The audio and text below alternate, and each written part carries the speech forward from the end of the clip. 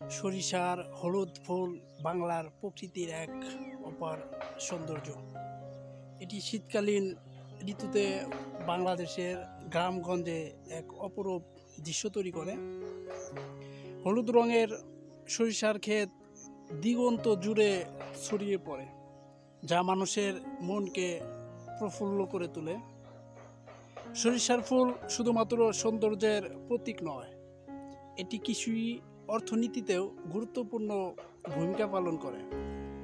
সরিষা থেকে তেল উৎপাদন করা হয়, যা আমাদের রান্নার অন্যতম উপাদান।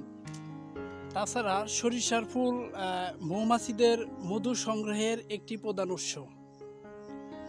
বাংলার কবি সাহিত্যিকরা সরিষার হলুদ ফুলকে নিয়ে অসংখ্য কবিতা, গল্প লিখেছেন।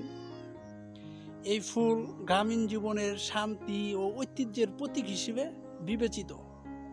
সরিষার হলুদ ক্ষেত দেখলে প্রকৃতির প্রতি এক গভীর মুগ্ধতা অনুভূত হয়। এই হলুদ কার্পেটের সংস্পর্শে এসে আমার আজকে অনেক ভালো লাগা কাজ করতেছে।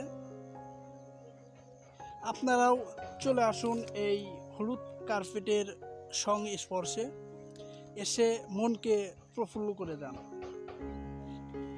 এই হলুদ ফুল, এই সরিষা ক্ষেত নিয়ে সুন্দর কবিতা পাঠও করা যায়।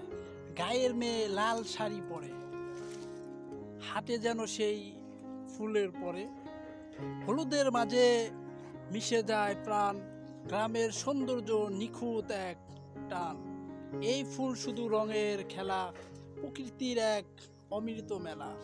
সরিষার ফুল হৃদয়ে বাঁধে, বাংলার প্রেমে চিরদিন সাধে।